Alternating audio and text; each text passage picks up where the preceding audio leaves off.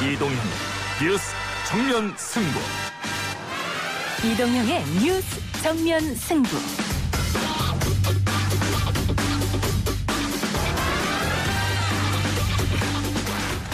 청취자 여러분 안녕하십니까, 이동형입니다. 7월 국회도 비포장길입니다. 여기저기 순탄치 않은 현안들이 수시로 여야를 대치하게 만드는데요. 법무부, 검찰을 놓고서도 그렇습니다. 그 뒤에 대검의 부장들은 제외하고 본인이 직접 판단을 해서 수사 자문단을 구성해서 운영을 하려고 했잖아요. 거기에 이제 장관이 지휘를 한 건데, 윤석열 총장이 그 점에 있어서는 좀 조심했어야 된다고 생각을 합니다. 그 본인의 측근으로 알려져 있는 검사장 관련한 사건 아니겠습니까? 일부에서는 국회 법사위 소속 더불어민주당 박주민 의원 연결해서 7월 국회에서 처리를 기다리는 공수처 관련 현안 들어보겠습니다. 팽팽한 긴장감을 만들어내고 있는 법무부와 대검의 상황도 어떻게 풀어야 할지 이야기 나눠보고요. 부동산 관련 민심이 좋지 않습니다. 정부가 계속되는 추가 대책을 내놓고 있는데요. 여기에 대해 여당 대표는 선을 긋기도 했습니다. 부동산에 대한 여당의 입장까지 짚어보겠습니다. 민주당 의원 176명 중에 41명이 주택을 2채 이상 보유하고 있는 것으로 나타났습니다. 미래통합당 역시 40명의 의원이 다주택자였습니다. 청와대와 여당이 1가구 1주택 정책의 행동으로 솔선수범을 해주기 바랍니다.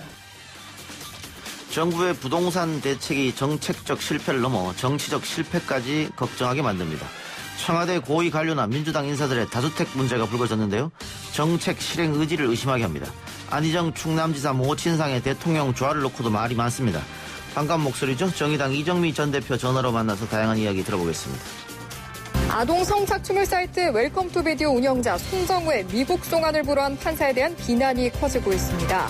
대법관 후보 자격 박탈을 청원한다는 내용의 청와대 국민청원은 올라온 지 약 13시간 만에 25만 명이 넘는 사람이 동의했습니다. 국제적 성범죄자 손정우의 송환 불허, 사법부도 공범이라는 말까지 나오고 있는데요. 담당 판사에 대한 비난도 거세지고 있습니다. 판사를 역임한 변호사들, 오늘 4부 코너에서 박지훈, 김윤우 두 변호사들과 세밀하게 분석해보겠습니다. 7월 7일 화요일 이동형의 뉴스 정면 승부 시작합니다.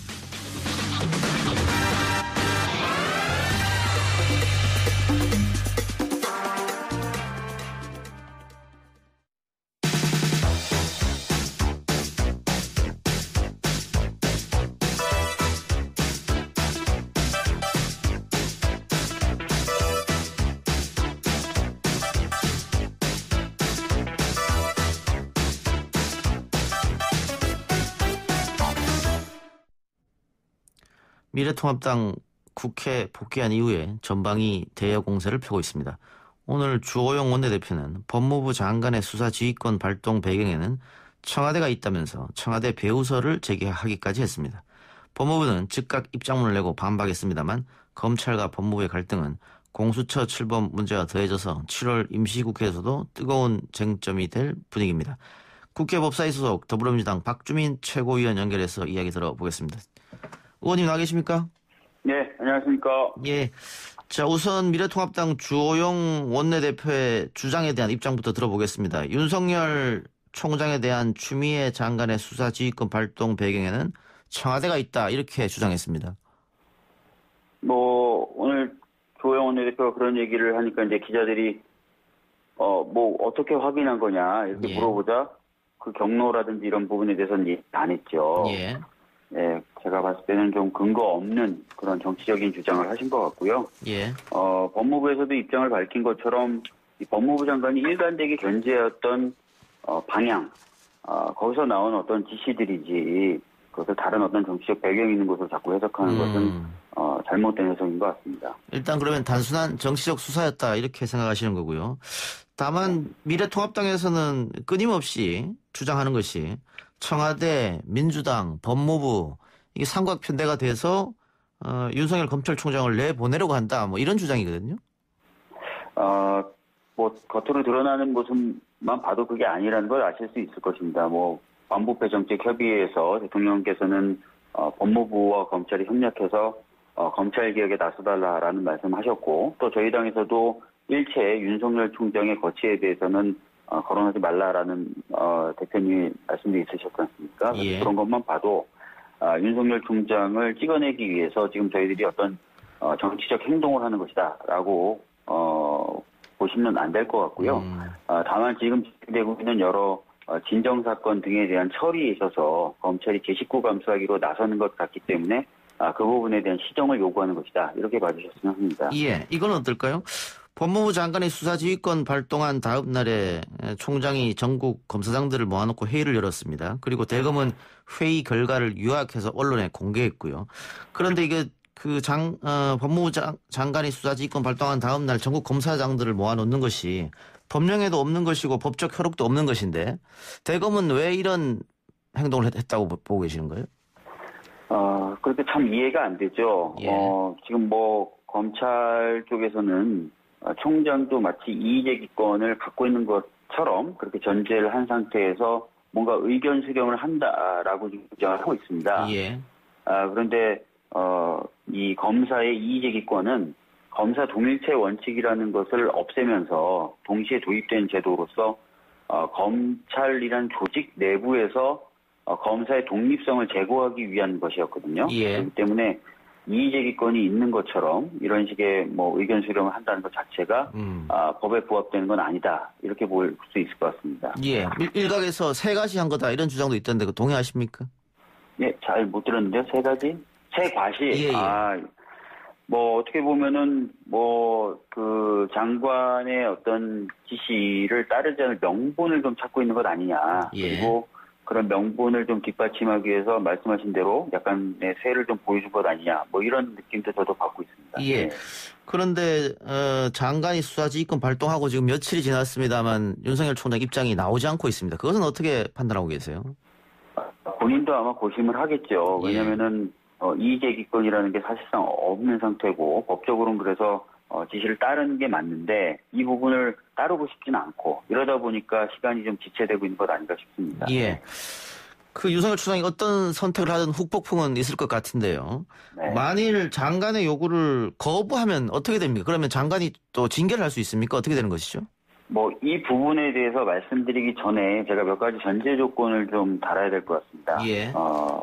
윤석열 총장의 거치에 대해서는 저희 당이 뭐라고 이야기할 입장도 아니고 그럴 권한도 없습니다. 예. 지금 말씀드린 것은 오로지 이제 법에 어떤 내용들이 규정되어 있느냐를 말씀드린 것뿐인데요. 예. 원칙적으로라면 그리고 법률적으로라면 장관의 지시에 이제 불응을 하게 될 경우에는 징계라는 것이 가능하겠죠. 예. 예. 그 징계 혹시 구체적 사유는 법령에 나와 있는 게 있습니까? 상급자 지시를 불이행한 부분에 대해서는 공무원들은 다 이제 징계를 예. 받을 수 있도록 되어 있습니다. 예.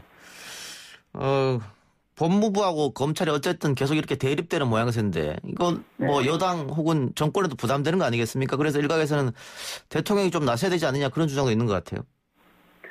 글쎄요, 이 부분을 자꾸 법무부 장관과 검찰총장의 갈등이다라고 보시는 분들이 그런 말씀들을 하시는 것 같아요. 근데 이것을 양쪽의 어떤 갈등이라고 보는 것 자체가 좀 맞지 않다고 생각합니다. 예. 제가 쭉 말씀드렸지만 장관은 검찰총장에게 지휘를 할 법적 권한이 있고요. 예. 검찰 사무의 최고 감독자로서요. 그래서 지휘를 한 거고 그것을 지금 현재 검찰총장이 따르지 않고 있는 상황입니다. 그래서 이것은 무슨 갈등 상황이다 이렇게 보기는 좀 어렵다. 예. 그래서 일단 제가 봤을 땐 총장이 법무부 장관의 지시를 이행함으로써 해소되는 것이 맞는 방향이다. 예. 이런 말씀을 드리겠습니다. 그러면 윤석열 총장이 장관의 지시를 수용하게 되면 이 검언 유착 사건은 중앙지검에서 계속 수사를 하면 될 테고요. 네. 만일 거부한다면 어떻게 되는 겁니까? 이 수사는 그러면은 특임 검사 얘기도 나오고 있고요. 또 야당은 특별검사 이야기도 하고 있거든요. 결국은 장관이 이런 지시를 내린 배경은 검찰총장의 측근이 연루된 사건이기 때문에 검찰총장은 빠져라 이거 아니겠습니까? 맞습니다. 예. 그러면 지금 야당이 주장하고 있는 특별검사도 여당이 받을 의향은 있습니까?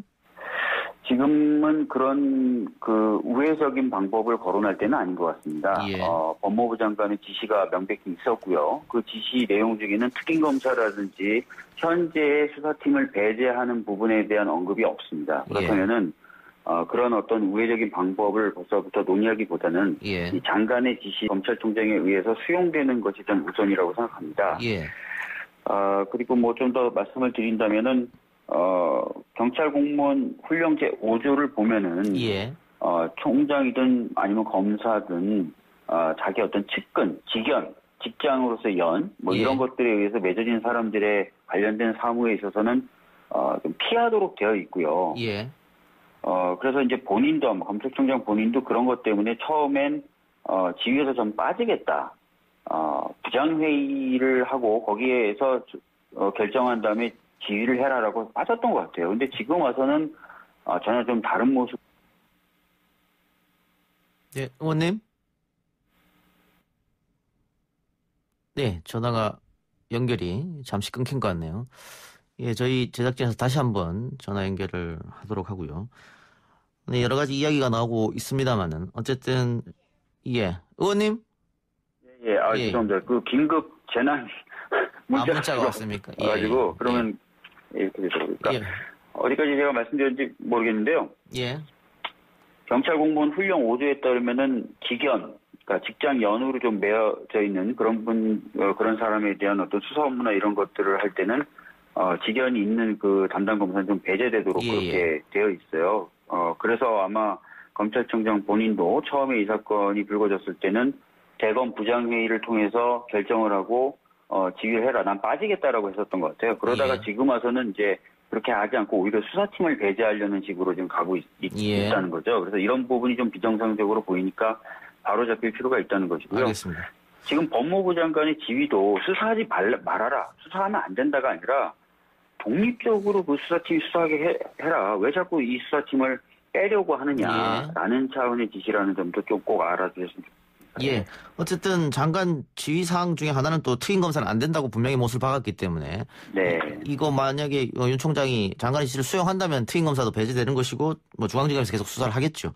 맞습니다. 예. 윤석열 총장이 어떤 결정을 할지 좀 더 지켜보고요. 공수처 얘기도 여쭤보죠. 저 민주당 네. 의원님 지금 민주당 내 후보 추천위원으로 임명되셨는데 인선 후보 작업 추천위원이 아니라요. 예. 후보 추천위원회에 들어갈 위원을 추천하는 복잡하네. 후보 추천위원입니다. 예, 정확히 후보지 얘기하면. 알겠습니다. 예. 예. 인선 작업 지금 진행 중입니까, 근데?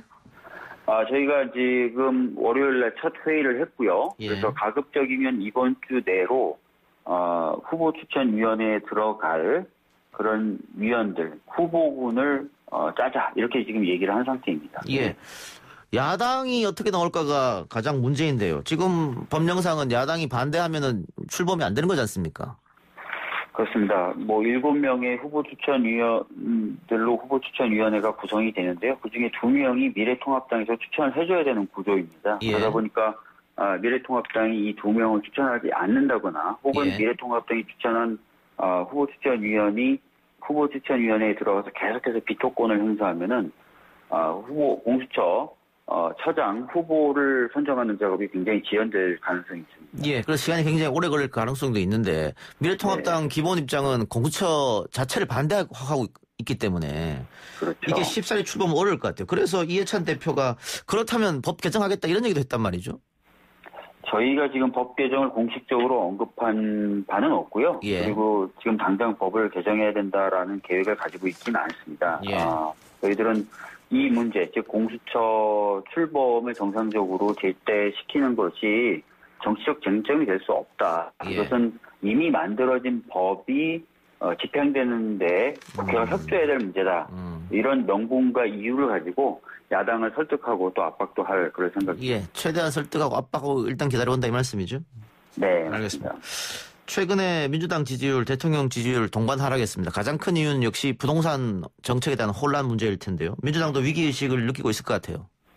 네, 굉장히 좀 엄중하게 이 상황을 보고 있는 엄중하게 보고 있습니다. 예, 민주당 현역 의원들도 다수가 다주택 소유자다. 고위 공무원들도 마찬가지고 그럼 다 정리해야 되지 않느냐 이런 주장은 어떻게 보십니까? 제가 지금 구체적인 현황은 모르고 있습니다. 그런데 다주택을 보유하고 있다. 그리고 그 보유 자체가 국민들 눈높이에 맞지 않는다라는 평가가 또 나오고 있고 그러면은 당연히 그 부분은 좀 정리를 해 나가야 되겠죠. 예. 이번에 내놓은 부동산 정책이 문제가 있기 때문에, 지금 이번에 7월 국회 내에서 부동산 입법을 좀 보완하겠다 이런 생각이지 않습니까? 네, 맞습니다. 그 주된 내용은 뭡니까? 다주택자들에게 보유세를 강화하는 뭐 그런 겁니까? 기본적인 방향은 크게 두 가지입니다. 실수요자는 보호하고 투기적으로 다주택을 보유하는 사람에게는 부담을 좀 무겁게 지우는 것입니다. 예. 그래서 뭐 그 구체적인 정책으로 지금 말씀하신 대로 뭐 보유세를 강화한다든지 뭐 양도세를 높인다든지 여러 가지 방안이 지금 논의되고 있고요. 예. 죄송하지만 아직 구체적으로 결정된 것은 없습니다. 논의를 계속 해 나가야 되는 그런 상황입니다. 예. 시장에 맡기면 어떻겠느냐 그런 주장도 있는 것 같아요. 너무 정책적으로 이렇게 하다 보니까는 어쨌든 문재인 정부 들어서 부동산이 뛰었지 않습니까? 노무현 정부 때 부동산 정책 실패를 되풀이하는 거 아니냐 이런 지적도 있고. 지금 부동산 시장의 특성은 잘 아실 거지만 이 공급도 사실은 시장에만 맡겨놓을 수가 없는 상황입니다. 예. 그렇기 때문에 정부가 개입을 하고 있는 것이고요.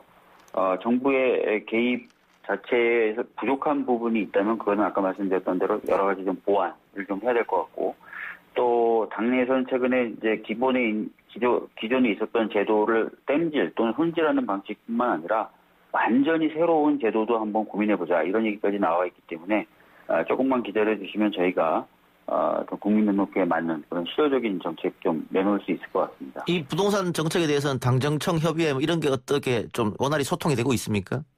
예, 지금 뭐 지속적으로 정책이 중심으로 대화를 하고 있는 것으로 그렇게 알고 있습니다. 알겠습니다. 의원님 오늘 인터뷰 고맙습니다. 예, 감사합니다. 네, 지금까지 더불어민주당 박주민 최고였습니다. 1부 순서 마치고요. 2부 기자 언박싱 코너로 돌아옵니다.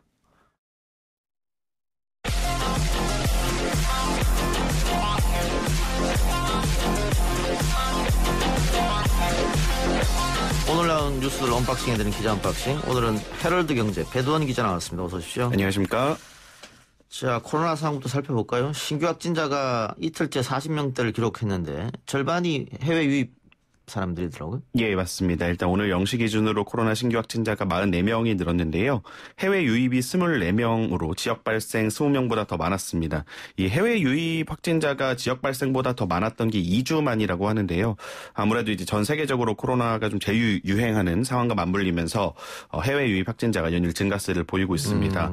그 24명 중에 16명이 검역 과정에서 확인이 됐고 나머지 8명은 입국한 뒤에 자기 거주지나 시설에서 격리하던 중에 자가격리 중 확진 판정을 받았습니다. 이 방역 당국은 이 해외에서 유입된 확진자 모두 이제 검역이나 격리 과정에서 발견되고 있고 지역사회 전파로 이어진 사례가 없어서 위험도는 크지 않은 것으로 보고 있습니다만은 일각에서는 또 무증상 입국이 있을 수 있잖아요. 예. 그러다 보니까 국내 이동 과정에서 지역사회에 노출될 가능성을 배제할 수가 없다. 그래서 뭐 해외 유입 이 감염이 재확산하는 뇌관으로 작용할 수 있다라는 우려가 제기가 되고 있습니다. 예. 그런데 이 확진 판정을 받고 광주에서 잠적했던 60대 남성이 10시간 만에 공사 현장에서 발견됐다고 하던데. 예, 좀 뭐 안타까운 얘기라고 할 수 있겠는데요. 이제 광주의 118번 확진자 분이 이제 어젯밤에 확진 판정을 이제 방역 당국으로 통보를 받았는데 받자마자 휴대폰을 끄고 잠적을 해서 좀 우려를 낳았습니다. 이제 보건당국하고 경찰이 이 118번 확진자의 신병을 오늘 오전 9시께 전남 영광군 모처에서 이제 확보를 했는데요. 건설 현장에서 일용직으로 일하는 분이라고 해요. 잠적하기 전에도 이제 보건당국 관계자하고 통화를 하면서 나 일을 해야 되는 처지고 삶에 미련이 없다. 뭐 이런 등의 말을 남겼었는데 경찰이 추적에 나서서 잠적한 지 한 10시간 만에 찾았는데 이제 공사 일을 실제로 하러 갔던 거였어요. 이 확진자가. 그래서 붙잡았고 뭐 공사 현장을 가면서 이제 인테리어 업체 관계자나 이런 사람들과 밀접 접촉한 것이 좀 파악이 됐고요. 보건당국 설명하기로는 이 확진자가 그 감염됐다는 사실보다는 격리 기간에 돈을 벌 수 없다라는 사실을 좀 더 크게 낙담했다. 뭐 아내가 아팠다 이런 얘기도 있던데 맞습니까? 뭐 그것까지는 제가 지금 정확하게 확인이 되진 않고 있습니다. 어쨌든 그 일용직 노동자인데 예. 자가격리를 2주 하게 되면 돈을 벌 수가 하루 먹으러 하루 먹고 사는데 어렵다 그거지 않습니까? 맞습니다. 안타까운 또 사연이었네요. 예, 안타까운 사연입니다. 알겠습니다. 어쨌든 뭐 지금 10시간 만에 공사 현장에서 발견이 됐으니까 다시 격리 들어가겠죠. 예, 광주의 대학병원으로 이송해서 치료를 할 계획이고 뭐 역학조사로 접촉자들을 조사해서 진단검사를 시행할 방침입니다. 예. 정치권 소식 알아보죠. 이낙연 의원이 민주당 당대표 경선 출마를 공식 선언했습니다. 예, 그렇습니다. 더불어민주당의 8.29, 8월 29일 전당대회를 앞두고 오늘 당대표 출마 선언을 공식화했는데요. 국회에서 기자회견을 열어서 민주당과 내게 주어진 국난 극복의 역사적 책임을 이행하는데 모든 역량을 쏟아 최선을 다해야 한다는 결론에 이르렀다고 출사표를 던졌고요. 그러면서 이제 뭐 국가가 위기에 처했을 때 넌 어디에서 뭘 했느냐? 라는 훗날의 질문에 내가 대답할 수 있어야 한다고 판단했다라고 출마의 변을 설명을 했습니다. 근데 당대표 임기는 2년인데 맞습니다. 민주당 당헌에 당권 대권 분리가 있지 않습니까? 그 규정이 있죠. 예, 이낙연 의원이 지금 뭐 자천타천 차기 지지도 1위니까 계속 나오고 있죠, 1위로. 그러면은 대권에 나가려면 당권을 내려놓아야 되는데 결국은 7개월짜리 당대표 하려고 나가는 거 아니냐. 맞습니다. 이런 비난은 좀 있는 것 같아요. 오늘도 그 질문이 나왔어요. 내년 3월에 이제 만약에 당대표 되더라도 중도 사퇴를 이제 대권에 나가려면 예. 해야 하는 문제에 대해서 이낙연 의원이 뭐라고 했냐면 그런 고민이 있는 건 당연하지만 또 눈앞의 국가 위기를 외면하고 다른 것을 하는 게 옳은 것인가의 문제는 당원들이 공감할 것이다. 라면서 이제 자신의 출마의 당위성을 좀 설명을 했습니다. 뭐 아무래도 이제 7개월짜리 당대표이긴 하지만 자신이 할 역할이 지금 코로나 위기 상황에서 있다고 생각을 하는 것 같고 또 이제 2022년 대권 도전으로 가기 위한 하나의 이제 뭐 단계로 생각을 하고 있는 것 같아요. 근데 뭐. 예, 아무래도 이낙연 의원이 당에서 주류는 아니니까. 그렇죠. 예, 이제 알겠습니다. 뭐 친문 진영의 좀 지지를 끌어내야 되는 예. 숙제가 있을 것 같습니다.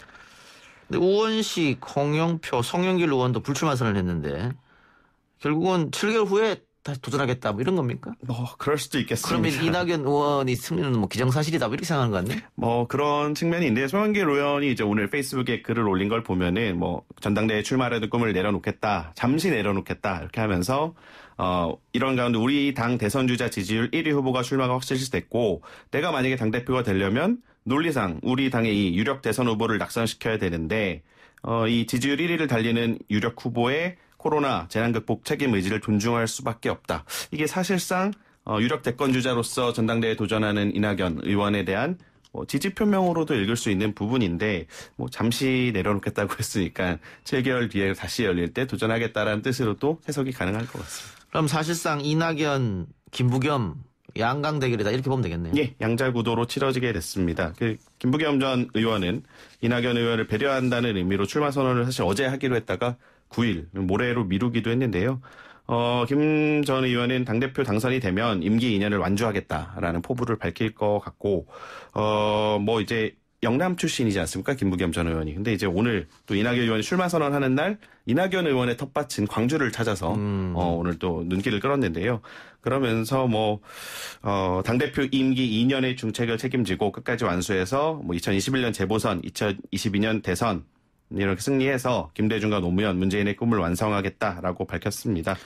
예, 어쨌든 대권 주자들끼리 맞붙는 당권 경쟁이니까 상당히 맞습니다. 치열하게 전개되지 않겠나. 뭐 사실은 일찌감치 이낙연 대세론이 형성이 되기는 했는데 아까 참 말씀하셨던 것처럼 뭐 견제하는 이렇게 세력이 좀 없다라는 예. 것도 있고 이낙연 대세론을 견제하기 위해서 원외에 있는 대권 주자들이 이제 반대로 김부겸 전 의원을 좀 지지할 수 있는 박원순, 이재명? 뭐 그렇겠죠. 그래요. 알겠습니다. 자, 복역 중인 안희정 전 충남지사 모친상 빈소에 조화 논란이 계속되고 있는데 왜 범죄자 모친이 돌아가셨는데 거기에다가 대통령 명의에 그런 겁니까? 네, 그런 겁니다. 이제 뭐 어제의 국회 페미 모임이라고 있어요. 여성 근로자 페미니스트 모임인데 여기랑 정의당이 비판 성명을 냈었어요. 이제 논평을 조금 다시 설명을 해드리면은 정의당 논평을 보면은 일단 성폭력 사건의 가해자에게 대통령이라는 직책을 걸고 조화를 보낸 행동이 무책임하다. 뭐 이런 지적이고요. 국회 페미라는 곳도 이제 비슷합니다. 취지는 뭐 이렇게 조화와 조기 설치 비용이 다 국민의 혈세로 치러졌을 텐데 마치 이게 안희정 씨의 정치적인 복권과 연결되는 것으로 국민이 오해할 수 있지 않느냐. 그러면서 이거를 개인 비용으로 전환해 처리할 것을 요구한다. 뭐 이제 이런 비판이었는데요. 이에 대해서 오늘 진중권 전 동양대 교수가 대통령 비판 대열에 합류를 했어요. 여권에 쭉 쓴소리를 이어가고 있었는데. 그래서 뭐 문재인 대통령의 철학을 도저히 이해할 수가 없다. 그래서 공식적인 직함이 있는 조화를 어떻게 보낼 수가 있느냐. 이 직함은 뺐어야 되는 거 아니냐. 아니, 그런 논리면 예. 뭐 김정일이 사망했을 때도 조화를 보내면 안 되고 안 그래도 노회찬 의원이 돌아가셨을 때도 조화를 보면 안 되죠. 그렇죠. 그러면서 이제 오늘 오히려 통합당에서 말씀하신 그런 비판의 목소리가 정의당에 대한 비판 목소리가 나왔습니다. 하태경 의원이었는데요. 자신의 페이스북에 정의당 참 못됐다라면서 뭐 이렇게 최소한의 슬픔을 나누는 게 인간적인 도리고 철천지 원수 간에도 조의를 표한다. 그러면서 이제 김정일 북한 국방위원장 사망 당시에 정의당이 정부 차원에서 조문해야 된다라고 주장했다는 점을 언급을 했는데요. 그러면서 이렇게 수십만 북한 주민을 뭐 가둬 죽이고 이런 반인륜 범죄자의 죽음에는 애도를 주장하면서 안전지사에게는 안 된다는 건 도대체 무슨 기준이냐. 정의당은 상중 악담이 고인을 욕보이는 것이다. 자중하길 바란다. 이렇게 좀 비판을 했습니다. 안희정 전 지사가 범죄를 저질렀지. 그 어머니가 범죄를 저지른 건 아니니까요. 그렇죠. 알겠습니다. 뭐 이거는 뭐 어떻게 보면 또 이게 왜 이념적으로 또 싸우는지 모르겠습니다만은 소위 말하는 친문 진영과 정의당 진영 간에 또 다툼이 있는 것 같아요. 감정이 좀 있었던 것들이 작용을 한 것 같고요. 예. 최근 코로나 극복을 위한 노사정 잠정 합의가 무산된 것에 대해서 문재인 대통령이 아쉬움을 표현했는데 어떤 이야기입니까? 네, 그렇습니다. 오늘 국무회의의 모두 발언이었는데요. 최근에 이제 코로나 위기 극복을 위한 노사정 잠정 합의가 막판에 무산되지 않았습니까? 이게 지난 1일에 원래 이제 정세균 국무총리에 참석한 가운데 협약식을 열어서 합의문을 발표하려고 했는데 민주노총이 막판에 불참하면서 무산이 됐었는데 이것에 대해서 문 대통령이 잠정 합의에 이르고도 마지막 순간에 민주노총의 불참으로 최종 합의에 도달하지 못해 대단히 아쉽다. 협약이 체결됐다면 사회적 대타협의 중요한 첫걸음이 될 수 있었을 것이다라면서 아쉬움을 숨기지 못한 겁니다. 특히 이제 민주노총의 불참을 강조했다라는 부분이 좀 눈에 띄었고요. 그러면서 디지털 시대로의 대전환에 따른 노사관계의 발전 필요성도 언급했는데요. 그러니까 이제 세상이 좀 바뀌고 있으니까 노사관계 패러다임도 좀 바뀌어야 된다 이런 취지인데 과거 산업화 시대의 대립적 노사관계에서 벗어날 때가 됐다. 노동의 변화를 적극적으로 수용하는 노력과 함께 서로 상생하고 협력하는 새로운 노사관계로 나가야 된다라고 말을 했는데 사실 문재인 정부가 친노동 정부를 표방해왔던데 민주노총을 어떻게 좀 설득을 해서 변화를 이끌어낼 수 있을지 지켜봐야 될 것 같습니다. 알겠습니다. 오늘 기자 언박싱은 여기까지만 하죠. 지금까지 헤럴드 경제 배돈 기자였습니다. 수고했습니다. 고맙습니다.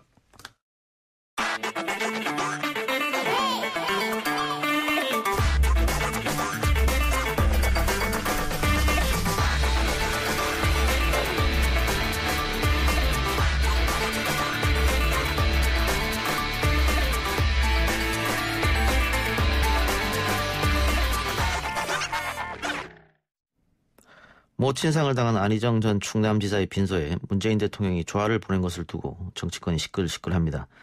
발단은 정의당이 낸 논평이었습니다. 정리하면 성폭력 사건의 가해자로 실형을 선고받은 안 전 지사에게 민주당 대표, 원내대표, 대통령 직책을 내걸고 조화를 보낸 행동은 무책임하다 이건데요.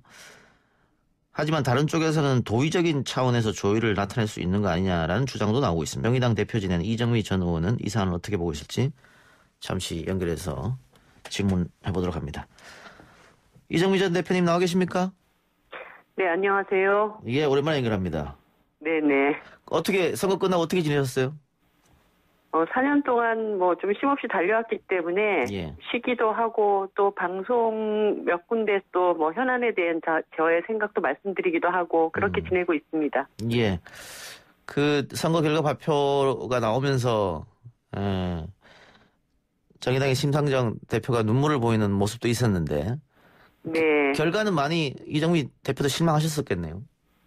네, 많이 아쉽기도 하고 예. 또 이제 정의당이 원했던 의석수만큼 도달하지 못한 것도 있지만 국민들의 많은 이제 성원과 응원을 받았던 제가 승리를 안겨드리지 못한 죄송함도 있고 그렇죠.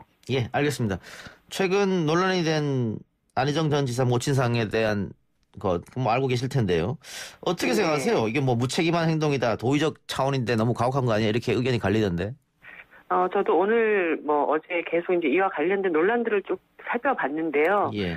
일단 고인의 명복을 먼저 빈단 말씀을 드립니다. 저도 선거 와중에 아버지께서 돌아가셨기 때문에 얼마나 마음이 아플까 이런 생각도 들고 거기에다가 또 상중에 이런 논란에 휩싸였기 때문에 더 많이 힘들 거라고 생각이 듭니다.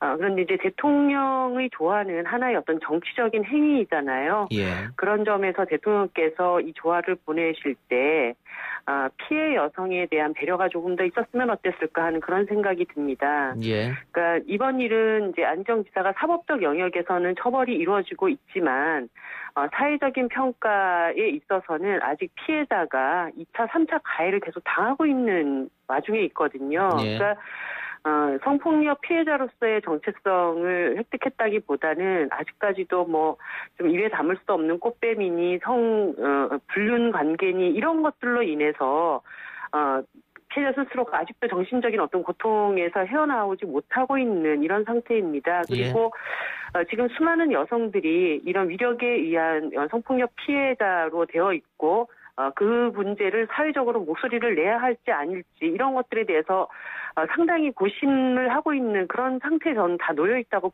보입니다. 예. 그랬을 때 대통령께서는 좀 그런 여성들의 마음을 좀 잘 이해해 주시고 개인적인 위로는 좀 다른 방법을 얼마든지 가능하지 않았을까 그런 아쉬운 생각이 들었습니다. 그럼 뭐 대통령이 그 피해자를 이해 혹은 배려해서 어떻게 했으면 좋았을 거라고 생각하십니까? 그런 어떤 공식적인 조화를 굳이 보내시는 회의까지는 하지 않으셔도 예. 다른 방법으로 얼마든지 위로하실 수 있지 않았을까 그런 생각 듭니다. 예. 근데 이게 뭐 천륜의 문제이기 때문에 정의당이 너무 야박한 논평을 낸 거 아니냐 이런 주장도 있거든요.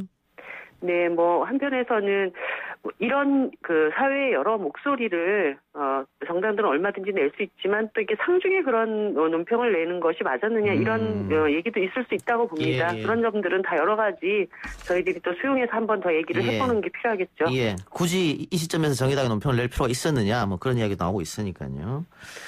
알겠습니다. 근데 이게 대변인 논평이어서 네. 더 논란이 좀 컸던 것 같은데 이게 당의 공식 입장이라고 봐도 됩니까?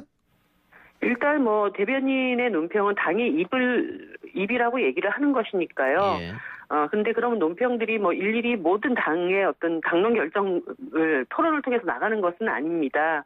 하지만 뭐 얼마든지 또 여성들 피해자들의 입장에서 또 이런 이야기들을 할 수 있다라고 당이 판단하고 있지 않나 그렇게 보고 있습니다. 예.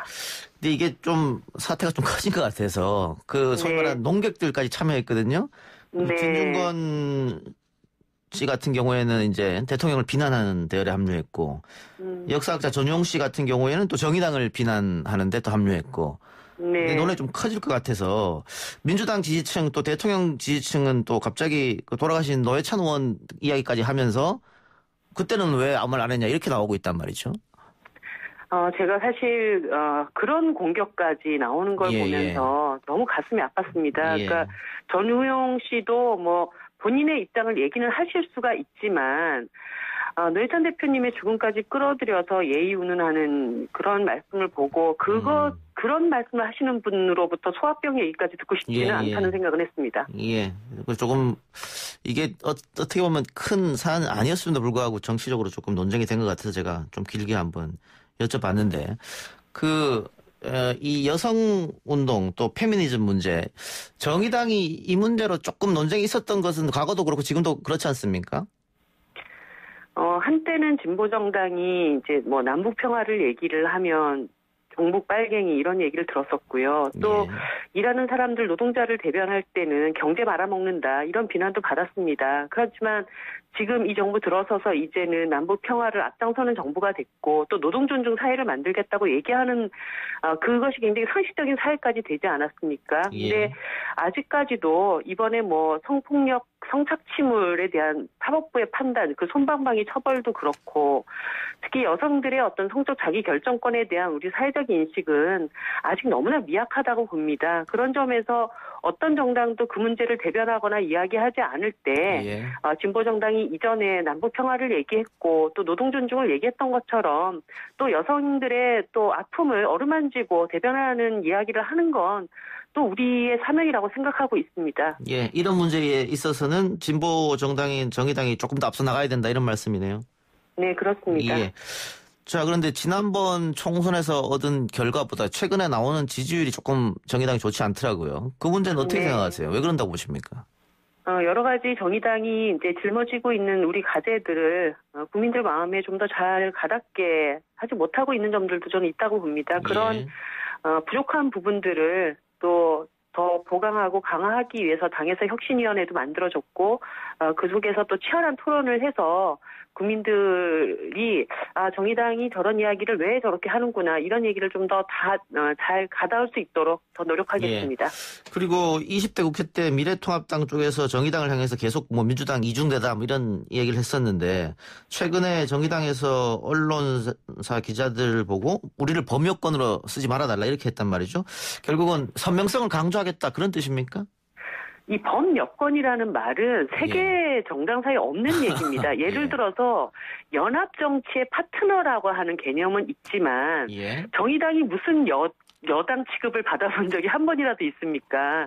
그러니까 사실 미래통합당이냐 민주당이냐 이 두 당 사이의 어떤 제3의 선택지를 많이 경험해보지 못한 우리 정치권 안에서 미래통합당을 반대하면 범여권, 민주당 이중대 또 민주당을 비판하면은 너네는 적폐 세력과 한 통석이냐 이런 식의 굴레에서 좀 벗어나고 싶다는 정의당의 입장으로 들어주시면 좋겠습니다. 예.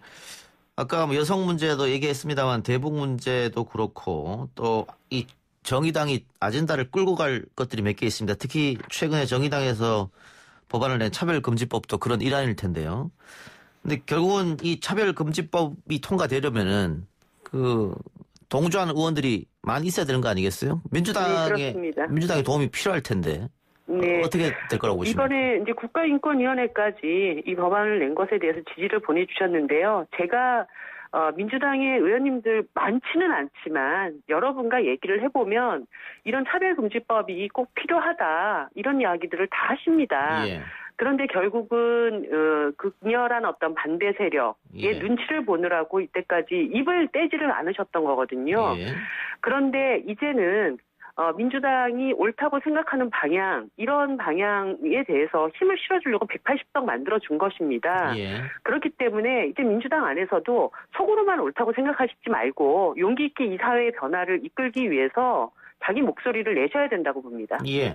차별금지법에 대해서 민주당 의원들 개개인한테 물어보면 반대하는 사람 거의 없는 것 같은데. 그렇습니다. 다만 이게 표로 연결되느냐.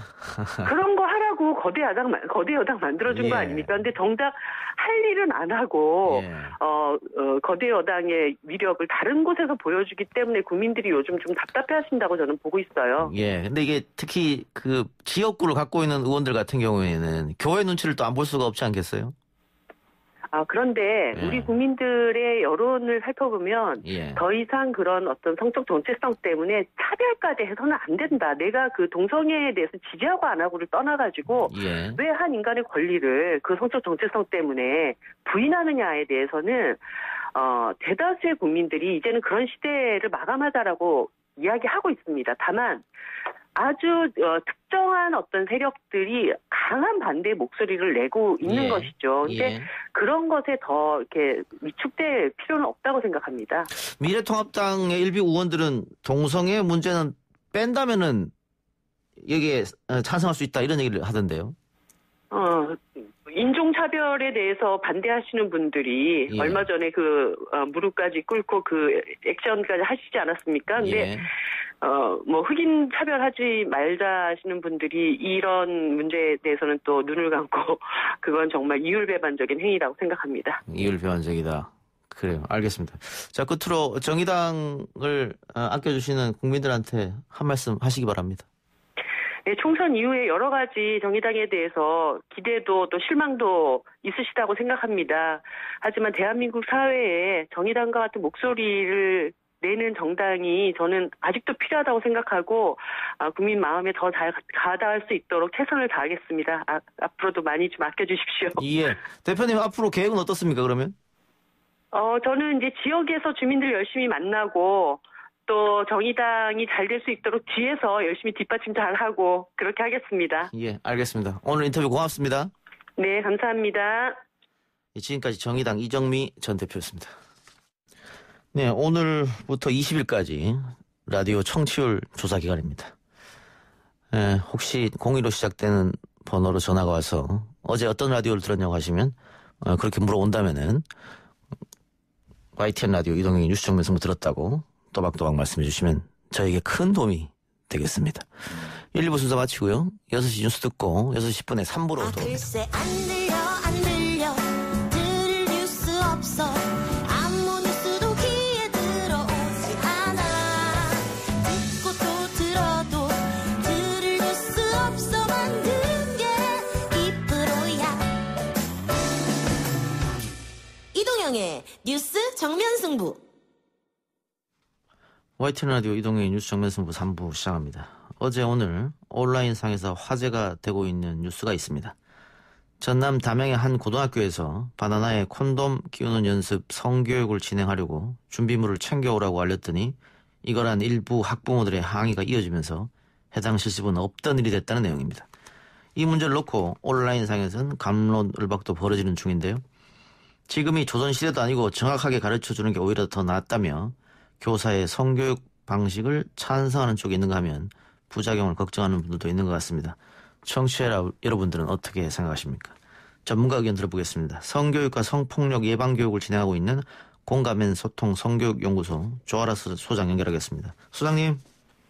네, 안녕하세요. 예. 소장님은 언제부터 성교육을 해오셨던 겁니까? 네, 2009년부터 성교육 강사로 일을 시작했고요. 올해 11년 차 접어들었습니다. 10년 전에 처음 하셨을 때랑 지금이랑 사회적 분위기나 뭐 공감도나 많이 달라졌죠? 많이 달라졌죠. 예. 일단 이제 학교 현장에 가면 성교육에 대한 기대감이 많이 낮아졌구나. 불신이 있구나라는 걸 가장 강하게 느끼는데요. 예. 10년 전에는 이제 내용과 상관없이 성교육 시간이 생겼다는 것 자체에 대해서 이제 기대감이나 호감이나 이런 게 있었다면 예. 지금은 의무 교육으로 진행되는 경우가 있다 보니까 예. 이제 가면 또 다 아는데 이런 반응이 많고 또 최근에는 이제 남자 청소년들이 제가 아직 교육도 시작을 안 했는데 인사밖에 안녕하세요밖에 안 했는데 여가부에서 나왔어요. 팸이에요. 군대 다녀왔어요. 이런 얘기들을 막 이제 꺼내면서 저항감을 보이기도 합니다. 예. 네. 뭐 10대 젊은 남학생들이 아마 페미니즘 이런 거에 대해서 저항감이 있는 것 같은데 그 한편으로는 하나만한 소리를 왜 하느냐 뭐 이런 것도 있는 것 같아요. 성교육에 대해서. 우리는 이미 다 알고 있는데. 그렇죠? 그러니까 네네. 제가 지금 40대 중반인데 저는 한 번도 성교육이라는 걸 받아본 적이 없습니다. 가정이든 학교든 어디에선 간에. 그런데 지금 수장님 말씀처럼 10년 전에 할 때는 야 이런 게 생겼구나 해서 다들 신기했는데 지금은 그거 다 하는 걸 뭐 하느냐 이렇게 됐다는 거죠. 네네. 예. 그 다른 나라라고 비교하면 어떻습니까 그러면? 다른 나라 같은 경우에는 사실은 이제 굉장히 좀 다양하게 이루어지고 있거든요. 우리나라보다는 훨씬 이른 나이에 성교육을 이제 시작을 하고요. 예. 뭐 스웨덴 같은 경우에는 만 4세부터 아동 성교육이 의무화가 되어 있고 뭐 핀란드 같은 경우에는 연간 40시간에서 50시간 가량 교육을 해요. 예. 근데 우리나라 같은 경우에는 연간 15시간 이렇게 하고 있거든요. 예. 네, 그래서 이제 그런 부분에 차이가 있는데 아무래도 이제 아이들이 아는 거 왜 해요라고 하는 게 요번에 이제 그 바나나로 이제 콘돔 시연을 해보겠다라는 교육이랑 좀 맞닿아 있는 게 부모님들이 이번에도 막 이렇게 거세게 항의를 하셨잖아요. 예. 그것처럼 실제로 학교 현장에서는 아이들이 진짜 궁금해하고 알고 싶어하는 거에 대해서 다루기를 두려워해요. 민원이 들어올까봐. 근데 그러다 보니까 아무래도 이제 교육 내용이 조금 정형화되고 아주 기본적으로 뭐 이렇게 흘러가는 게 있어서 아이들이 성교육 시간은 재미없어. 별로야. 어차피 궁금한 거 안 알려주잖아. 뭐 요렇게 기대감이 많이 낮아져 있죠. 아는 얘기만 반복한다 이렇게. 예.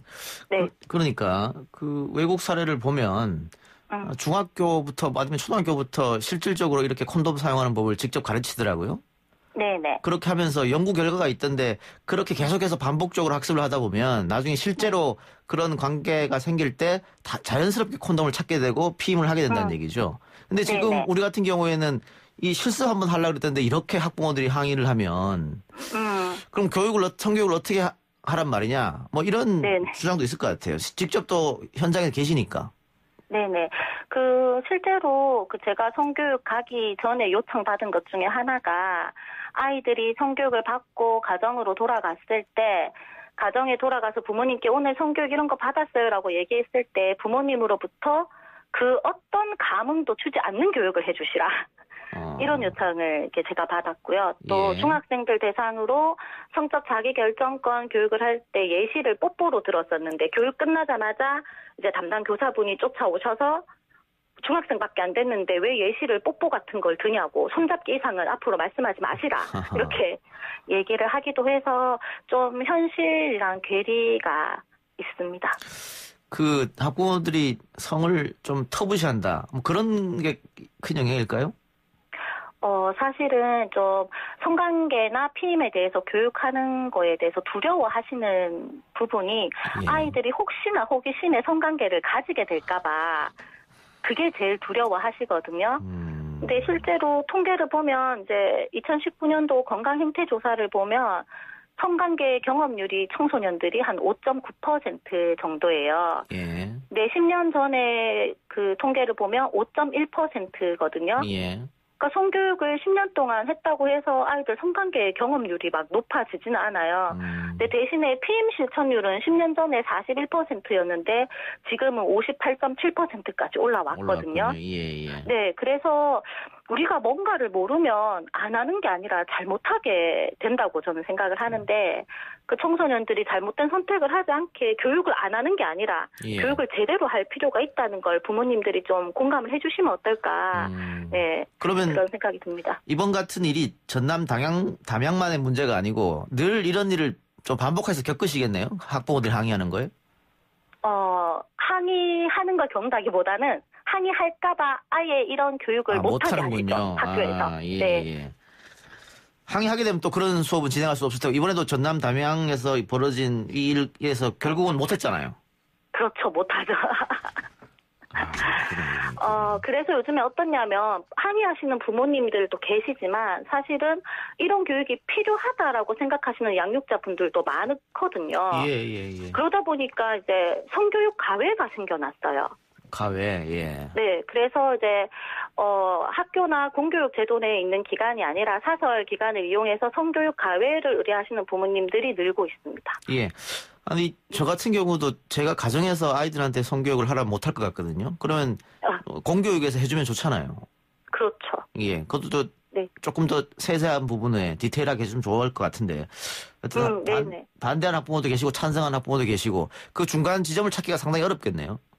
그렇죠. 중간 지점 찾기가 어려운데 아무래도 해달라고 요구하는 쪽보다는 아직까지 사고가 나면 안 된다라는 입장이 좀 더 안전하니까 학교에서는 이제 구체적인 성관계나 뭐 피임 교육을 하기보다는 이렇게 지향하는 쪽으로 좀 닫아두는 편이죠. 아니 그걸 막는다고 막아지는 건 아니지 않습니까? 저도 그렇게 생각합니다. 예, 알겠습니다. 아까 말씀하시기로 1년에 15시간 정도 한다고요, 우리는? 네네. 예, 이게 효과가 있는 것 같습니까? 사실 이제 현재는 보건교과가 선택 과목이에요. 그래서 보건교과를 통해서 연간 15시간 정도 운영이 되도록 이제 하고 있고 그러다 보니까 이제 학교 측에서 보건교과 시간을 확보한 학교는 이제 그때 하면 되고 확보 못한 학교 같은 경우에는 짬짬이 창제 시간이나 아니면 다른 교과랑 연계해서 이제 진행이 되고요. 사실 저 같은 외부 강사 경우에는 의뢰받는 강의 대부분이 일회기성의 성폭력 예방 교육이에요. 그러다 보니까 교육의 흐름이 분절되는 경향이 있긴 하지만 그럼에도 불구하고 사실 이 교육이 굉장히 의미 있는 것 중에 하나가 어쨌든 성인이 돼서 이 제도권 밖으로 벗어나면 내가 개인적으로 애정을 갖고 시간을 따로 내지 않는 이상은 이런 교육을 받을 기회 자체가 없어요. 그래서 사실 공교육에서 성교육은 포기하지 못하는 부분이고 또 예전에는 성범죄 피해 촬영물이 이렇게 나오게 되면 사람들이 그걸 피해물이라고 인식하기보다는 음란물이라고 규정하고 막 서로 소비하려고 했거든요. 너 봤냐? 나도 보고 싶다. 보내달라. 가해자에 대해서 궁금하거나 처벌 요구하는 사람이 없었어요. 그런데 이번에는 N번방 사건 터지면서 많은 분들이 분노하고 이게 범죄라는 거에 대해서 굉장히 공감을 해주셨고 또 실제로 행동들도 하셨고 그래서 좀 성교육이 아직 미흡한 점이 있기는 하지만 저는 그래도 이런 변화가 이 정도라도 왔는 게 성교육의 힘이 아닌가 그렇게 생각을 하고 있습니다. 근데 성폭력 예방교육과 성교육이 함께 되면 좋겠는데 일선 학교에서는 성폭력 예방교육을 우선시 두는군요. 네, 포괄적으로 이루어져야 되는데 예. 이제 외부 강사 의뢰할 때는 대부분 폭력 예방으로 이렇게 분절화돼서 보다 보니까 예. 사실은 성폭력이 통계마다 다르긴 하지만 가해자랑 피해자가 아는 사이인 경우가 80% 가량 되거든요. 예. 그러니까 딱히 정말 악한 사람이 악인이 한다기보다는 뭐 연인 사이나 아니면 아는 사이나 신뢰관계에 있던 사람이나 뭐 권력관계에 있던 사람한테 이루어지는데 그래서 애정이나 이런 걸 가장해서 성폭력이 많이 이루어지는데 뭐 사랑 따로, 폭력 따로, 건강 따로 이렇게 지금 따로따로 교육을 하니까 아이들이 실제 상황에 부닥쳤을 때는 이게 성폭력인지 아니면 내가 사랑을 받고 있는 건지 굉장히 헷갈리는 문제가 있습니다. 예, 그러니까 뭐 과거 저희 세대만 해도 한 번도 이런 교육을 받은 적이 없기 때문에 아까 네네. 말씀하신 그 음란물 그런 것으로 오히려 잘못 배운 성지식 이렇게 되는 경우가 많단 말이죠. 그러니까 네네. 제대로 된 성교육이 필요한데 아직 네. 현장에서는 약간의 거부감이 있다. 뭐 이렇게 그렇죠. 결론을 네네. 되겠네요. 그게 어떤 오랫동안 내려온 유교 문화 뭐 이런 것 때문일까요? 어떻게 보세요? 아무래도 문화 자체가 조금 이렇게 방금 말씀하신 것처럼 그런 부분들도 있고요.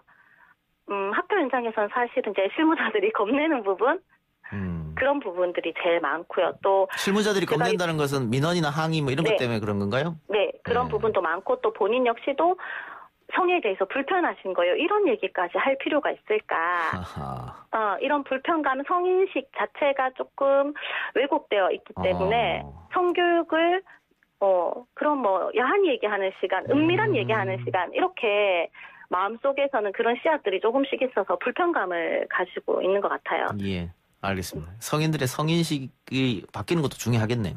네네. 그래요. 알겠습니다. 오늘 인터뷰 고맙습니다. 네, 감사합니다. 네, 지금까지 공감 N소통 성교육연구소 조아라 소장이었습니다.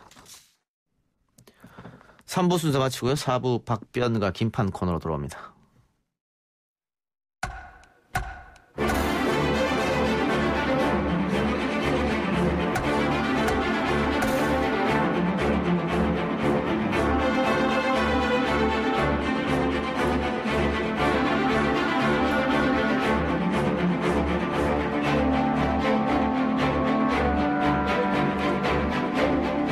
YTN라디오 이동현 뉴스정면승부 4부 시작합니다. 매주 화요일 스튜디오를 법정으로 순간 이동시켜주는 두 분, 박지훈 변호사, 김윤우 변호사, 어서 오십시오. 네, 안녕하세요. 박지훈입니다. 김윤우 변호사는 도로에 갇혀 있네요. 교통이 상당히 오늘 막히네요. 예, 네. 제가 봤을 때는 오늘 방송 끝날 때까지 못 올 것 같습니다. 돌아가라는 게 안 낫겠어요. 예, 알겠습니다. 네. 혼자 하셔도 되잖아요. 뭐 혼자 되는데 저는 저런 경우도 저도 한 2번 겪어봤거든요. 예. 피가 제 사무실이 이제 강남이다 보니까 서초동 쪽이다 보니까 가끔씩 엄청 막힐 때가 있습니다. 그러면 뭐 진짜 피가 쫙쫙 마르는데 방법 별로 없습니다. 과거에 지나가는 오토바이를 잡아 탔습니다. 그게 방법이긴 한데 저도 한 번은 지하철 쪽으로 내려가지고 새롭게 타는 뭐 그런 경우도 있긴 한데 쉽지 않습니다, 사실은. 그렇죠. 네. 시간을 맞춰야 되니까. 네. 알겠습니다.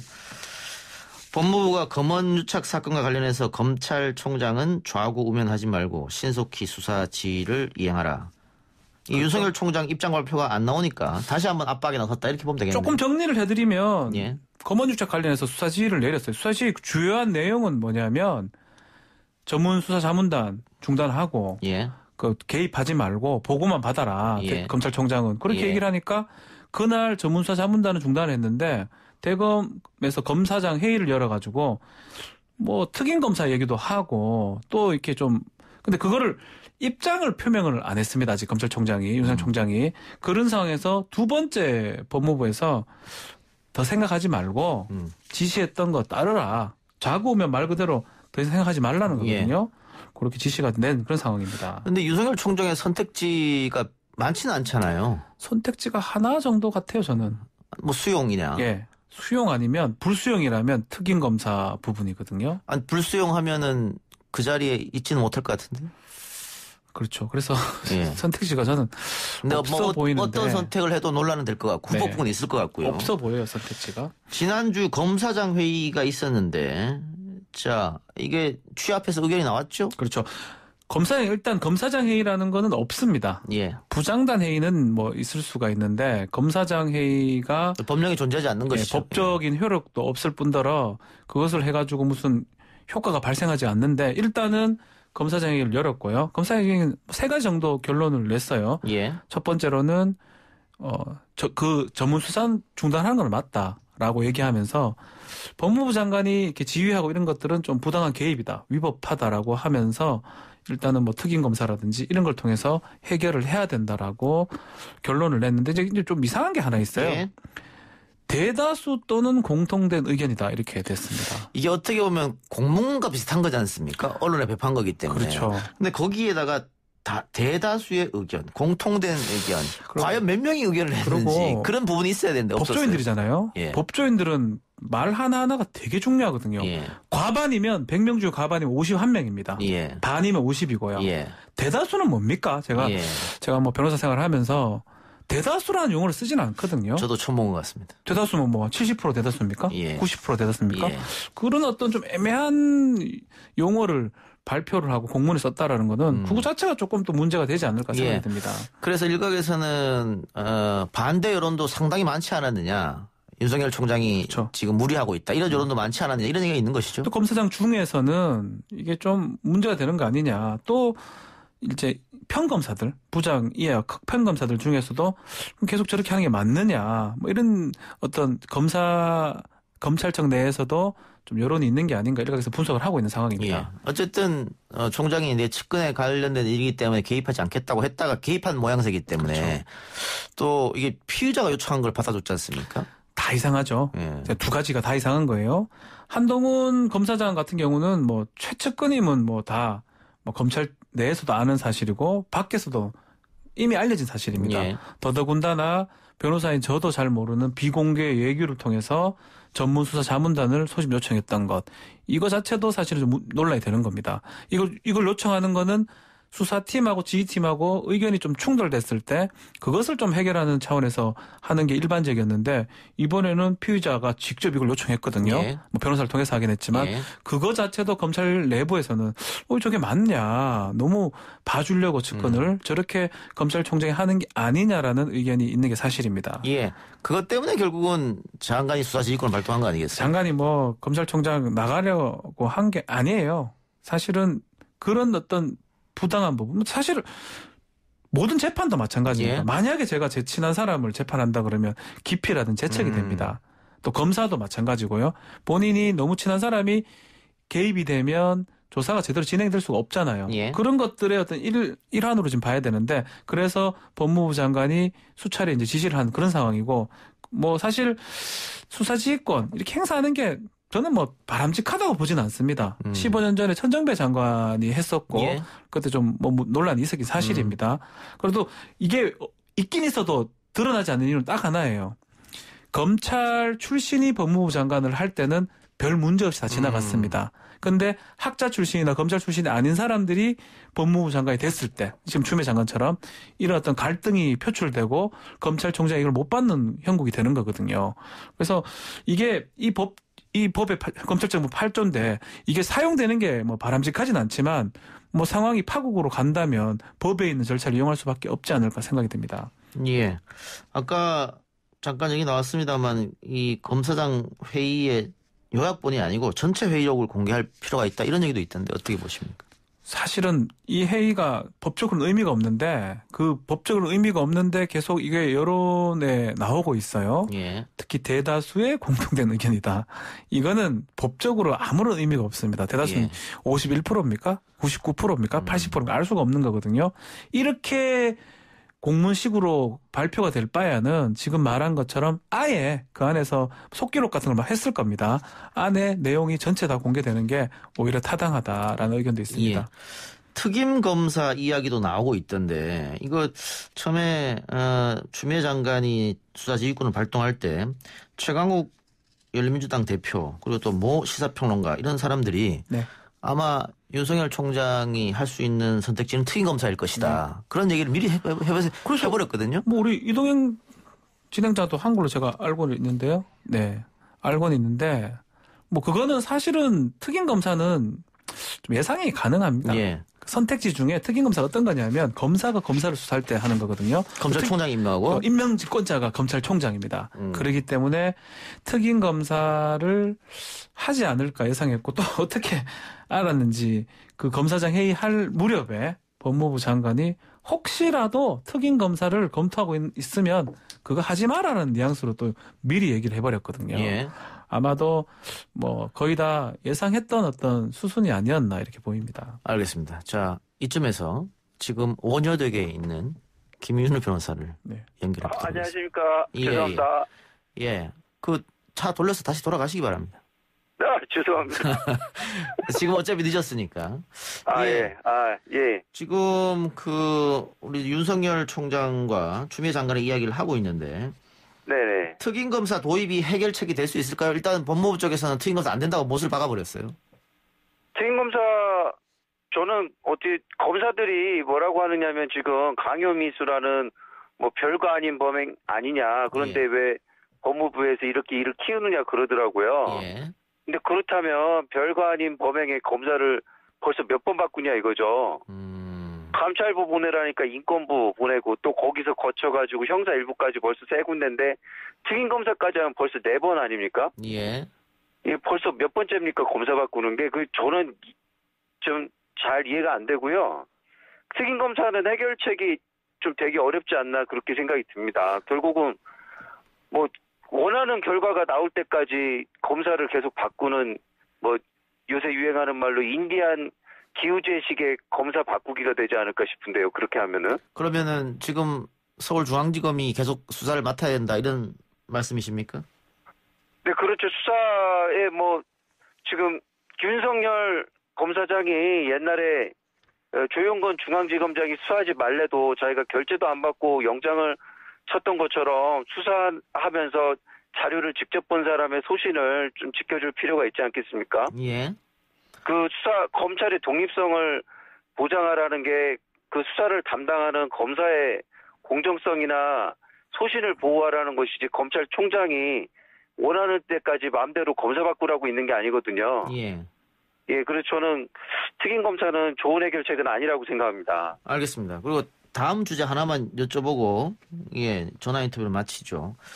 자, 법원이 손정우에 대한 범죄인 인도 요청을 거부했습니다. 그런데 법원의 결정에 대한 후폭풍이 상당하고요. 관련해서 국민청원도 올라간 상태입니다. 이 판결, 김윤희 변호사도 판사 출신이니까 이 판결 어떻게 생각하십니까? 일단 법원은 범죄인 인도법 7조하고 9조만 보고 일단은 범죄인이 대한민국 국민이니까 또 범죄 대부분이 대한민국 영역에서 범한 경우니까 이제 일단 안 보내주는 쪽에서 생각을 한 것 같고요. 예, 국제적인 범죄나 이런 거는 별로 고려를 안 한 것 같은데 지금 이후로 언론에서 거론되는 내용들을 보면은 지금 미국 교도소 가면 위험할 수 있다 이런 주장은 배척을 했지만 디지털 성범죄를 근절하는 데 있어서 우리나라에서 손정우 씨가 수사를 받는 게 매우 필요하다. 이런 얘기를 했어요. 그다음에 범죄인의 국적을 가진 한국이 주도적인 형사처벌을 하고 운영자의 신병 확보를 할 필요가 있다 이런 말을 했거든요. 그런데 이 범죄 수사의 신원 파악은 손정우 씨가 만나는 대면범이 아니라 전부 다 전산으로 이루어졌고 IP 추적이나 암호화폐의 전산적 흐름이 중요한 것이기 때문에 이걸 꼭 국내에서 수사하는 게 필요하다 이런 말에 대해서도 상당 부분 의문을 일으키고 있고요. 그다음에 범죄 수익 은닉 규제에 관한 법률을 우리나라에서 수사한다고 했을 때도 우리나라는 아직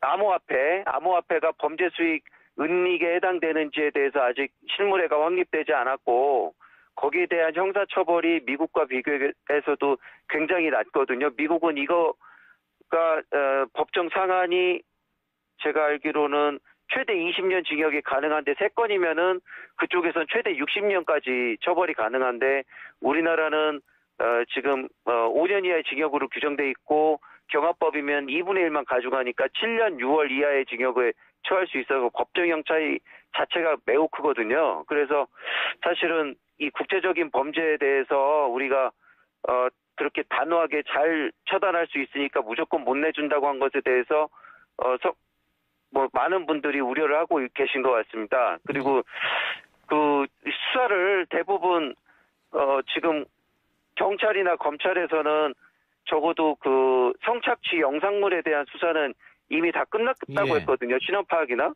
그런 부분에 있어서 수사가 뭐가 더 필요하다는 건지 이 재판 이유에 대해서 납득 못 하시는 분들이 많으신 것 같고 저도 좀 의아한 부분이 많이 있습니다. 알겠습니다. 네. 오늘 인터뷰 감사하고요. 죄송합니다. 아이고. 안 오셔도 됩니다. 죄송합니다. 네, 들어가겠습니다. 지금까지 김윤호 변호사였고요. 네. 자, 법원의 결정에 대해서 이야기했는데 법조계 일각에서는 이상한 판결이라고 할 수도 없다 또 이런 얘기가 있더라고요. 사실은 인도송환 관련된 재판이 2004년부터 2018년까지 한 111차례 정도 있었어요. 그 중에 6건 정도가 송환 불허 결정이 났어요. 근데 그건 대부분 어떤 거냐면 공소시효가 만료됐거나 정치적 이유가 있는 경우 그런 경우가 불허됐고 대다수 송환을 해줬거든요. 그런 어떤 기준에 비춰보면 조금 이례적이긴 한데 이런 측면 한번 봐야 될 것 같아요. 지금 수사가 진행 중인 부분들이 분명히 있습니다. 특히 그걸 다운로드 받거나 내려받았던 사람들 한국인일 가능성이 매우 높아요.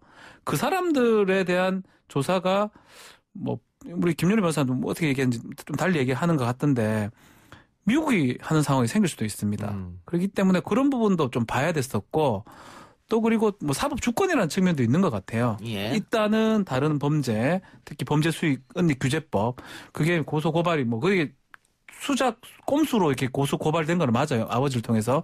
그럼에도 불구하고 조사가 지금 돼야 될 상황이기 때문에 그런 것들을 보면 이렇게 할 수도 있다. 근데 성범죄에 관한 건 미국에서 처벌을 안 한다고 했지 않습니까? 네. 결국은 자금 세탁 문제만 들여다보겠다 이런 거잖아요. 그러니까 우리 법원에서 이미 그거는 한국에서 처벌을 다 받았고 나머지 부분은 한국에서 수사하는 게 맞다. 그런 결정을 내린 거죠. 근데 사실은 우리 국민들이 왜 이걸 하느냐 하면 양형의 차이가 나서 그러는 겁니다. 미국 같은 경우는 어느 정도냐 하면 방송국 사장인가 이 사람이 아동 음란물을 다운로드 받았는데 한 50차례 정도 다운로드 받았어요. 1000년 받았습니다. 실형. 한 개당 20년입니다. 근데 이 사람이 만들었어요. 만든 사람이 1년 6개월 나왔거든요. 그러니까 미국하고 한국하고 차이가 너무 나다 보니까 국민들 입장에서는 이게 말이 되나 이렇게 하는 건데 그것도 말이 되나 이렇게 얘기하지만 정해진 양형 기준이라는 게 또 있기 때문에 법원에서는 또 어쩔 수 없는 측면도 충분히 있다. 그게 잘 됐다는 건 절대 아니고요. 근데 이 손정우가 만드는 게 문제가 더 큰 게 뭐냐면은 피해자 대부분이 미성년이고 영유아도 있더라고요. 그렇죠. 그래서 아마 국민들이 더 분노하는 게 아닌가 그런 생각이 듭니다. 알겠습니다. 다른 이야기 해보죠. 끔찍한 10대 청소년들의 폭행 사건이 발생했는데 사건 개요부터 설명해 주시죠. 이게 인천의 부평구에 있었던 일입니다. 중학생 5명이 초등학생 2명을 폭행하고 가혹행위를 했던 사건인데 지난 2일에 했던 사건이거든요. 중학교 1학년생 B양입니다. 이 B양이 어머니하고 통화한 다음에 좀 자기가 기분이 나빠서 그런지 다른 초등학교 A양하고 6학년짜리 피해자 C양을 불러서 특히 A양한테 어떻게 했냐면 자기 얼굴 좀 때리라고 한 다음에 자기 일부러 손을 갖고 때리게 합니다. 한 다음에 정당방위라고 하면서 B양이 A양 얼굴을 10차례 정도 가격을 해버립니다. 또 다리를 걸고 넘어뜨리고 무릎을 꿇리는 가혹행위도 실시했고요. 또 C양 같은 경우도 저항을 하니까 남학생 한 3명하고 같이 집단으로 폭행을 했고 C양 같은 경우는 턱을 맞아가지고 순간적으로 기절을 했고 기절 후에도 폭행이 계속됐던 걸로 나타났습니다. 근데 폭행에 가담한 학생들이 이제 14살이다. 그렇죠. 중학교 1학년생이고 피해 아이는 초등학교 6학년 13살이고 만으로 하면 11, 12세밖에 안 되는 아이들인데 더 충격적인 것은 성매매를 요구하기도 했다. 이건 다른 또 D양입니다.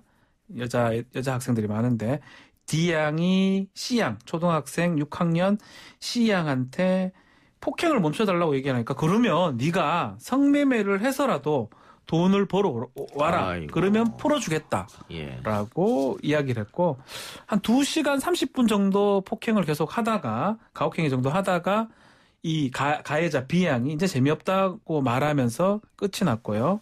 뭐 그렇게 이제 가혹행위는 끝났습니다.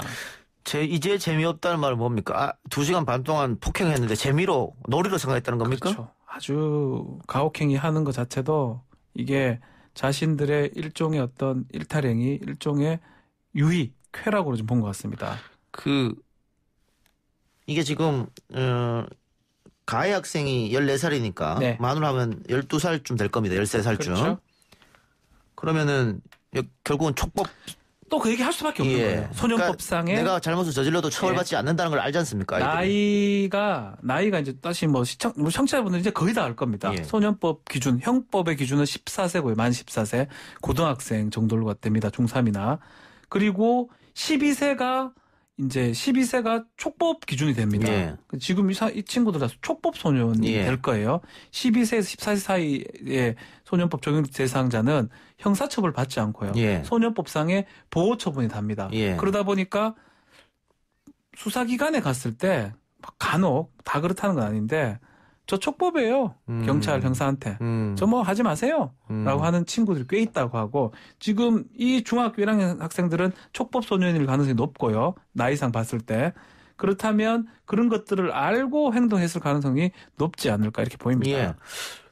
자꾸 이 범죄 수위가 높아지고 나이는 어려지고 이런 것도 다 1억 관련된 게 아니냐 싶은데 그래서 만 12세로 낮춰야 되는 게 아니냐. 그렇죠. 14세가 지금 기준이거든요. 12세로 낮추잖아요. 다른 일반 법에 따라서는 외국 법에 따라서는 12세로 하는 나라도 꽤 있고요. 12세면 이제 있습니다. 초등학교 딱 졸업할 초등학교 기준에서 근데 이게 14세 이거 예전에 만들 때가 언제였냐면 거의 제정형법 시절이거든요. 1960년, 50 몇 년도입니다. 그때만 해도 이렇게 막 발육 상태가 크지 않기 때문에 초등학생 정도, 그때는 국민학교 이런 거였겠죠. 그 정도면 중학교 된다 하더라도 아이라고 이제 봤는데 저희 애만 해도 중3인데 저보다 훨씬 크거든요. 덩치가. 이제 발육 상태가 상당히 큽니다. 뭐 이런 말이 좀 그렇지만 하고 싶은 일을 다 할 수 있어요. 정보도 과거보다 훨씬 많이 알고 훨씬 많고요. 인터넷이나 이런 온라인 매체를 통해서 거기에다가 육체적 어떤 발달 상황도 상당히 발달해 있기 때문에 그 나이 부분도 좀 바꿔야 되는 게 아니냐 이렇게 논란이 되고 있는데 계속 이렇게 흉폭한 범죄들이 일어난다면 그런 논란이 현실화될 가능성이 좀 크지 않을까 생각이 듭니다. 저는 피해 아이들은 지금 어떤 상태입니까? 지금 그 피해 학생들이 초등학생 2명인데 얼굴을 좀 많이 다쳤다고 그러고요. 2시간 반을 폭행을 했다고. 근데 이제 아주 강하게 때린 것 같지는 않습니다. 아주 지금 가혹행위 하는 폭행 정도로 보여요. 중상은 아닌 것으로 지금 보이고 다만 지금 성매매 그 부분은 가해 학생들이 지금 부인을 하고 있어요. 그리고 또 약간의 어떤 사건이 조금 말이 좀 다르기 때문에 사건 경위를 경찰에서 정확하게 지금 파악하고 있는 그런 상황입니다. 그런데 아까 우리가 촉법 이야기를 했습니다만 결국 처벌받지 않겠네요, 이 친구들도. 형사처벌이 안 되겠네요. 형사처벌이 보호처분을 받겠죠. 보호처분은 뭐냐면 1호부터 10호까지 있는데 가장 강한 10호 처분이 소년원 송치거든요. 소년원도 교도소가 아니에요. 그냥 보호할 수 있는 그런 기관이거든요. 그래서 1호나 2호 처분 같은 경우는 그냥 가정으로 돌려보내는 경우도 있어요. 그러니까 사실상 형사처벌은 면제된다고 봐야 되겠죠. 피해자들은 누구한테 호소합니까, 억울함을? 그래서 문제인 거예요. 이렇게 어린 친구들이 14세 미만자가 이렇게 범죄를 저질렀을 때 민사소송을 할 수는 있어요. 한다 하면 부모들한테 하겠죠. 근데 그럼에도 불구하고 그 어떤 회복 자체가 민사로 하는 거 형사로 하는 거 차이가 많이 나는데 보호처분으로 이렇게 돌아온다 그러면 피해자들은 그 피해가 더 2차 피해가 된다라고 보는 경우가 많습니다. 그래요. 이 건 같은 경우 어쨌든 연령은 좀 다른데 중학생하고 초등학생이었으니까 최근에 학교 폭력도 상당히 문제가 많이 되지 않습니까? 같은 연령에서 소위 말하는 왕따를 시킨다든가. 그럴 때 어떻게 해야 돼요? 학교 폭력들이 발생을 했을 때 사실은 이것도 소년법 대상이긴 한데 지금은 학폭위가 이렇게 존재를 하고 있습니다. 학교 내에서? 학교 폭력 자치 대책위원회가 있는데 학폭위가 잘 운영되는 학교 같은 경우는 되게 이제 근원적으로 색출을 해내기도 하는데 어떤 학교에 따라서는 학폭위가 면죄부를 주는 구실을 또 하거든요. 가해자는 학교에 남고 피해자가 전학 가는 경우도 반대의 경우가 꽤 있습니다. 예. 그래서 이걸 운영하는 학교 당국에서 세심하게 좀 관심을 기울여야 되고요. 그래서 경찰도 한 분씩 또 법적 전문가 한 명씩 두기로 돼 있는데 그런 것들을 또 꼼꼼히 좀 따져볼 필요가 있지 않을까. 그리고 사실은 학교 폭력이 발생하면 그거는 결과가 되는 겁니다. 예방은 계속 해야 되겠죠. 그런 일이 일어나면 안 된다고 학교에서 얘기를 해야 되겠지만 한 사람이 한 사람한테 따돌림을 한다든지 아니면 폭행을 행사했을 때는 벌써 결과가 되는 거기 때문에 그때부터는 학폭위 등 또 대책이 필요한 상황이 아닌가 생각이 듭니다. 가정에서도 어떤 교육이 중요할 것 같고요. 가정에서 교육이 중요한데 그렇게 얘기를 해도 뭐 가서 따돌림하고 이런 것들은 또 반복되고 또 나쁜 게 인터넷 SNS 같은 게 있잖아요. 이런 것들이 학생들끼리 하면서 SNS상 따돌림도 하기도 하고. 뭐 그렇다고 다른 친구들이 다 가지고 있는데 휴대폰 안 사줄 수도 없잖아요. 거기다가 그 따돌림에 대해서 화가 나니까 현실상에서 폭력이나 폭언한 경우도 있고요. 하여튼 참 쉽지 않습니다. 박 주변에서 자녀 2명 아닙니까? 네. 중3짜리가 있고 초등학교 6학년이 있습니다. 사춘기네요. 뭐 둘 다 사춘기 같은데 중3은 뭐 키가 커가지고 이제 뭐 통제가 안 됩니다. 그래, 알겠습니다. 이거 우리 청취하고 계신 분들 중에도 아이를 키우는 학부모가 많을 텐데 이런 얘기 나오면 걱정되죠? 걱정되죠. 우리 아이가 피해자일 수도 있습니다만 가해자일 수도 있어요. 두 개 다 가능해요. 가해자도 될 수 있고 피해자도 될 수 있고 둘 다 안 돼야 되겠지만 둘 다 안 돼야 되겠죠. 가능성이 있기 때문에 불안하고 두렵죠. 걱정이 많습니다. 그래서 키우는 게 제일 어려워요. 알겠습니다. 오늘 박주민 변호사 이야기는 여기까지만 듣죠. 수고하셨습니다. 감사합니다. 오늘 저희가 준비한 방송은 여기까지고요. 저는 내일 이 시간 다시 돌아오겠습니다. 그냥 끝내지 않고 노래 한 곡 듣고 끝내죠. 요즘 머리 아픈 일도 많은데 아스피린 들으면서 끝내겠습니다. 들어주신 여러분 대단히 감사합니다.